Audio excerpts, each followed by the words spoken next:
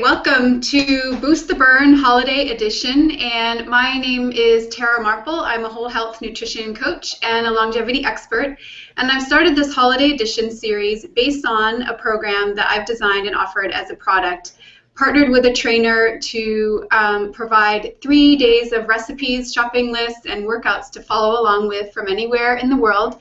The focus is to improve your ability to burn fat, increase your metabolism in a focused 3 days of strategy that is guided with the things that I mentioned. So in just 3 days, you can lose a few pounds, have more confidence in your health, and turn your frustration into motivation. So the question that I ask is, are you ready to get on track with your health and fitness before the holidays sneak up on you? Because they do, and they're coming up really soon. Most people would say they're already here. Mm-hmm. And you know, the things that we do, the parties that we have to attend, and the lists of all the events and items and gifts we have to get, in addition to the hectic life you may already have, definitely gets in the way of you know, keeping on track with our health. So what I challenge you and myself and my community is to possibly get better, get fitter in January than you are today, even though we have this struggle. And I've been trying to find ways to help people mitigate the 5 to 7 pounds, which is the average weight gain during the holidays. And so I have come up with a strategy, which I think that you'll enjoy. And I've also, this interview series, decided to bring on some people who are really good at leading people and how to be effective and efficient in their workouts. So today, my guest is Brandon Chin. He is a mindful health and fitness coach. His company is called The Art of Self-Alignment. And if you would like to read more about what he offers, he has a blog on the site that is right on his lower third, right below him.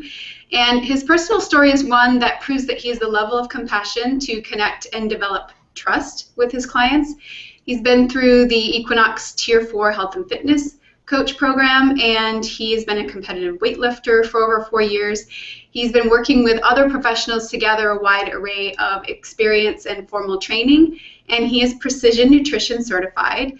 And so that's why I chose him, because he has a spiritual level to guiding his clients and not just giving them things, actions to do and expecting them to be able to fit it into their busy schedule. So welcome, Brandon. Hi, Tara. Hi. How are you? What's that? How are you? I'm good. I'm good. I'm excited. Are you excited? Yes, I've been planning this for a while, and I'm happy to have you here. I miss seeing you on a regular basis, and I am happy that you agreed to do this interview. Oh, I'm pleasantly surprised. This is an amazing thing that you're going to offer to people, so I'm glad to be a part of it. And especially, you did say something that was very true. The holidays are already here, so. Yeah.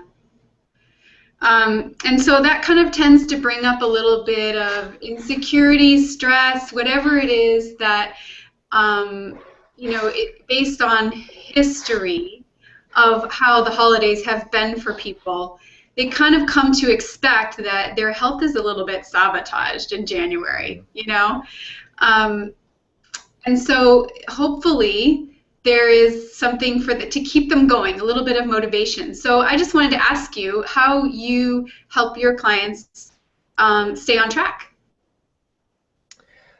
Tara, that's a very good question that every trainer has many tools and many answers to deal with. What I typically feel for is right for many of my clients is to give them tools that they can use in very stressful situations. You know, traveling where you don't have many choices for food, or you're underslept, or you're just you don't have a lot of options. And the number one tool that you always have is your breathing. So what I mean by that is teaching someone how to breathe properly through their nose into their belly. As many health and fitness professionals know, it accesses what they call the parasympathetic nervous system. That just means your rest and digest mode, where fat burning is happier and freer and your metabolism is more right. When we breathe through our chest and we get really worked up, that kind of thing. I try to make my clients aware of that, so if they are getting huffy puffy through their chest, switch into your belly so that way you don't burn up all of your energy and crave those carb dense foods that are right there. And also helping our clients understand that we are primate, that if a food is in front of you, it's going to be eaten. So that becomes an issue of choice. Educating them on their choices, how to if you're going to eat it and you really must eat it, just have a smaller portion. Right. Practical things like that. But So you are saying that the mindful breathing through the nose, out is it out through the mouth, or in through the nose, out through the nose? it could be either or. I Okay. think breathing is becoming a much more widely discussed topic now as an important topic. Many health professionals have known that for a long time, but trainers are just kind of getting that message now, how to practically deliver that to their clients So in the that session. elicits the So parasympathetic, which will help them make better choices. yes, when you're calmer, you're going to make better choices, and also it actually is that part of your metabolism that relies on fat. So being able to access that readily, knowing that and being conscious of that is the number one ticket. Because if you're calm, you'll make better food choices in general. And it's often when we get into hectic situations that we say, oh, you know what, it's right there. I just had to eat it. I was like starving. I was just so out of my head. My kids were yelling. We were at the airport, or my grandma cooks this really old recipe that I can't say no to. Yeah. Whatever my client happens to tell me, I just say, hey, that's okay. You have your tool, though, because how you react to it is your choice. Exactly. Yeah, there's a lot of temptation. Definitely. Yeah. And And I'm, I think I'm that one of the mistakes that some trainers and leaders in this field might make is to give their clients the impression that they will be upset with them, or they failed if right, they come to them and they say, I ate 3 cookies, oh gosh, it's like they hate coming and saying that. But you right, want to establish the trust, right? That they right. are going to say that, and that you're not going to judge them, and you're going to let them process it and give them more tools that help. That's pretty Yes, cool. I like the breathing thing. I mean, we talk a lot, like you said, about breathing, but it's not always, you know, useful in an instant where specifically you can say, okay, well, when I see that food, of course I'm going to be primal, and I'm going to say, I deserve food. it's right Right? there. I'm hungry. I'm tired. Yeah, I need it. yeah. We'll rationalize Is it it very the quickly. right one that we're looking for? Okay, so is that kind of, a main thing that you find yourself saying a lot? What are some other things that you find yourself like is a common advice that you give? To touch back on the point you just said, building the trust and rapport to let people actually admit that they've ate something that's going to throw them off course. I like to open that avenue, and by telling them, hey, I trip up too. I there's a joke that like when people are eating with trainers, they won't eat bread or drink wine. Yeah. I I try not to tell people that I'm a health and fitness professional because it makes them very self-conscious. But I'll immediately, if they find out, I'll say, no, I still trip up once in a while and I'll have fast food. Or, if I'm in a really sticky situation, I'll eat the brownie, and I just won't beat myself up over it. So I kind of lay that foundation that I'm not going to judge. I'm just going to just nod my head and say, hey, it happens, and let's move forward. Right. So I try to Yeah, I create tend that to do that a environment. lot. I tend to share my weaknesses, Mm-hmm. and make it like so that we both laugh about it and go, okay, well, Yes. Mm-hmm. let's find a skill that can quickly pull you out of it, Yes. accept, move on, and quickly get you back on track so that you don't feel like a failure and you're not on the failure bandwagon that Mm-hmm. That's a never dark place to ends, be in. right? Yeah, it's a dark place to be on that failure, like, oh, beating yourself up. That, we're just kind of taught that to not stop that, and we Right. all do it to a certain extent. I don't know where it comes from, but knowing that about ourselves, I think we're a bit hard, we're our own worst critics. So trying to offer that reflection to somebody, saying, hey, I'm my own worst critic too, but let's just keep going. Yeah. Cool. Well, then how do you personally, say you're going to a party. Hmm. Just real quickly, what's your strategy? Whew. You know, if I'm going to a party, what I'll do is typically, if I know that it's in a social group where they're very aware of my eating habits or my profession, I'll simply engage. I will eat the foods that they prepare because they're usually like, oh, I put some healthy stuff in there for you, meaning like carrots and celery. And I'm like, okay, thank you. I totally appreciate that, but I'm going to have a big steak when I get over to your place. Yeah. But if I don't know too much about the social circle, I will eat something before, or I'll keep like some trail mix in my backpack because I'm perpetually hungry anyway from being a weightlifter. So, but I will try to have something in my stomach so that I won't have to eat a bunch of food at the party. Okay. So that's the thing I always say is you spoil your dinner before you go to the dinner Hmm. because we're all taught not to. We're taught to not eat Hmm. before a meal, right? But if you don't know what's going to be there, Hmm. and also if you're pretty sure what's going to be there is just not on your plan, Hmm. then eat your dinner before you go. Eat your Hmm. own, thing that you've chosen and you've decided is in your plan. Hmm. Another thing I'll do is I'll typically eat the main portion of protein and whatever vegetables are on my serving first. Hmm. If I have a choice, like if it's a buffet style, I will just pick protein and vegetables, whatever's the best choice there, and maybe some fruit. But otherwise, I'll just eat in that order. I'll eat my carbs last because typically that's the um, thing that is the heaviest in most Yeah. holiday dishes, like candied yams or stuffing, things like that. Yeah. So So what I'll is save your, those for. because a lot of people eat that first. That's like their favorite. So Oh they'll just yeah. eat their calories and Hmm. not eat the other stuff so that they can eat their favorite foods and eat a smaller caloric dense meal. Right.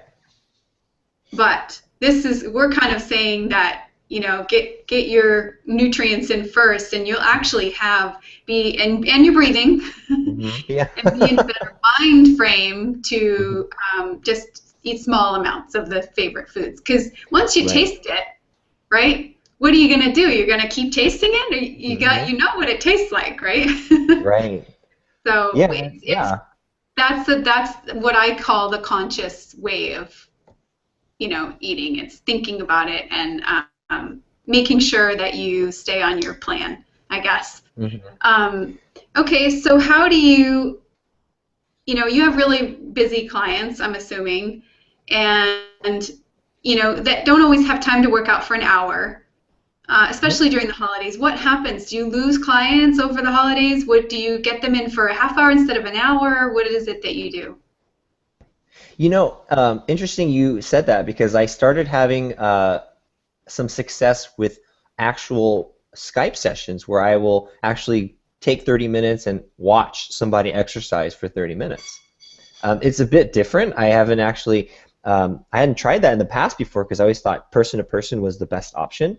Hmm. Or, but it's actually worked out pretty well because I'm there watching, and someone actually, if they have a space in their, say they're traveling in another house or a hotel or something, and they have the capability, they'll just have them do some body weight exercises there. So what do you mean And you watch them? I'm sorry? What do you mean by you watch them work out? Oh, I literally will have them on Skype, and I'll have them point the laptop down into their space that they're working out. And do you And guide them? Do you give them a training session? yeah, and what I do is I don't teach too many complicated exercises. I'm always of the thought where I prepare somebody for anybody I'm training with to eventually do it on their own. So Uh, I will give them less and less cueing, as meaning I will give them less and less direction and feedback as they get better. And I will say, okay, well, if you're going away, here's your top three exercises that you're going to focus on. You're going to learn how to squat, and you're going to do a hard style plank, and you're also going to just turn that into a burpee because that is easily the best way to just maybe a push-up if someone's capable of it, but literally just have them on an interval, have a clock, don't think about it too much. right. Well, that's pretty cool because I think that's along the same lines as Boost the Burn, where Mm. you the opportunity you think something's going to be hard and you assume that because you're traveling or because of the holidays or because you have a busy week that your fitness is going to go down, but you can, with that specific strategy, you can improve on something. Hmm. Use the opportunity, right? Right. So has that, do you have a success story on how like someone has improved something specific on? I'm just curious. Actually, let's see. I've had when I the last success story I can tell you is an older fellow. He works for Mozilla and he's a very busy executive. He travels to China and everywhere because it's an internet company. It's everywhere. So when I do catch him, he can be on like 2 to 3 hours of sleep, or he can be at his vacation home in Washington. Um, but what we'll do is we will just ask what is available right at that time. And if he says, I'm going to breathe right now, that's what we do. That will be the training session. Breathing through the belly. Right. Some mobility exercises for the hips and shoulders, because most likely he's traveled on a plane and he's really tight in the shoulders. So that Hmm. will be his workout. But if he's Yeah. got some spunk, then he's going to do some, and if he's got some weights at his vacation home, he's going to do some dumbbell thrusters, because that will get your heart rate up very quickly. Oh, I don't even know what dumbbell thrusters are, but It's just a squat and a press with the dumbbell, but oh, anytime you're okay. moving your legs and arms at the same time, your heart has to beat quadruple effort because it needs to send blood to your arms and your legs, so it gets your cardio really fast in a short time. And I'm talking like 5 to 10 minutes. Uh-huh. So, Okay. And changing the levels, I heard too, changing the levels yep. tends to push the blood in and out of Mhm. the heart and improve your fitness. It's been written that burpees are extremely hard for that reason, not because of the exercise itself, but because of the elevation change that the heart needs to go through, that it's Right. just constantly adjusting. So that's one of the health benefits that are less I mean, they're pretty uncomfortable if you do a bunch of them. Most people kind of recognize their potency. Right. But So it's over soon, so you yeah, yeah, it's over soon. That's all you need to I can know. do Finality. 3 minutes of anything, right? Yeah. You need to have some finality A for lot of those. people think that they've got to work out, they've got to fit in an hour or two at the gym in order to even maintain. And I think that it doesn't, it's the intensity that matters. Yes, you're correct. And also, like you were saying, when we talk about mindfulness and spirituality, there's a calming element that can be part of your fitness program too. Maybe that might be on the menu for you, is to learn how to take 5 minutes and meditate for yourself. Say you're a busy mom, you're on the go, and you literally have 5 minutes to yourself. That can be enough to calm your nervous system, so you Hmm. make better, uh, just feel better about where you're at in any situation. Right. So the theme here is just staying calm and conscious so that we can make better choices. I think specifically here about food and being approached with all the, oh my gosh, they're so colorful and Hmm. fluffy, all the cupcakes and everything. Um, okay, so what what is something? Actually, let me ask you, what is something that no one knows about you? That that question was a tough one to answer when I thought about, because there's a few things that people don't know. Um, before I was in before I started my career in fitness, I actually was going on my way to a job interview to be um, an exotic dancer. So that one throws people off a little bit. And my mom she probably may or may not hear this, but at the time I was young and I was just like, I need money. But I think Yeah, this is a more conscious choice that I made, and I'm more proud of. yeah. Um, so That's a perfect demo because you didn't go to the interview, I think, right? You didn't oh, go. It didn't follow through on it. it didn't I think work. It it's a wasn't meant to perfect be. example of the temptations that we come across. Hmm. It's tempting to do something that makes you a lot of money. It's tempting to, you know, eat something that's right in front of you, something you feel like, you deserve, or the champagne or whatever it is. And yes, Hmm. there's an element of things that we do, are allowed to consciously choose, right? But then there are things that just aren't going to serve us. They're, Definitely. right? And, mhm. Great. Well, thank you for being open and honest. I, I, I was um, I was like, I need to be vulnerable here because owning these things about yourself is important, I think, in being conscious and aware. Just whatever I was thinking at the time, that's what I was thinking at the time. So, right. but All right. Well, let's get back to the whole frustration holiday kind of thing. What is something practical that we can leave our viewers with? Maybe a short workout they can do, or well, let's do with the workout. I'll do the food part. that sounds perfect. Team effort.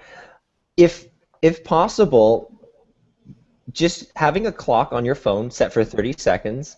Just do exercise for 30 seconds and then rest for 30 seconds for five minutes. If you can keep going further than that, that's great. But the idea is that simply just to move. And it could be whatever you want to do. If it's a half of a push-up or if it's a squat, try to make it so that either your hands and feet are moving. Could Like be if you're dancing. It could be dancing too. That's perfect. Uh, dancing, jumping jack. It's a very natural thing for if you watch children when they're excited, they just jump. Any kind of Hmm. jumping motion is gonna be something nice for your body. So it doesn't really matter what you do if you're traveling. Hmm. You'll remember a lot of times what your trainer had taught you or something that you saw other people doing. And if you feel you're not going to injure yourself in those 30 seconds, I say you do it. Cool. Okay, so 5 minutes of 5 rounds of 30 seconds, just all out body moving around, and Mhm. A okay, and then burpee get is an back to work. optimal choice, but that one, I'm sorry, Yeah, what? What's that? and then just get back to work. Yep. Yeah. Just boost your metabolism really quickly, and that's where Uh-huh. I'd leave it. Okay, and so my tip would be if you can do incorporate something like that into your day. There are studies that show, and this is the expertise in longevity that I've gathered, is that you don't have to go to the gym for an hour. You don't have to do 45 minutes of cardio. You can actually fit in a few of those 5 minute intervals throughout the day, and that is actually more beneficial for you longevity wise and fitness wise, Hmm. today and in long term, than going to the gym for an hour and then sitting at your desk all day. So if you were to incorporate a few of those things, as well as the food choices that you've decided, if you need help with a plan, then find someone you trust. You can actually go to my website, vitalspiritwellness.com, and there's a free download on the homepage. It's called Proven Tips for Breaking Up with Sugar. So that's something you might want to check out before the holidays come up. And then you can also get to know Brandon on his blog. And I also have a blog, and we'll see you next time. We have quite a few of these editions coming up until the holidays. So please send in your questions and comments and let us know if there's anything that you'd like us to answer on the next edition. Thank you so much, and happy holidays, and we'll talk to you soon. Thanks, Bye. Tara. Bye, Brandon. Thank you so Bye. much. Thank you.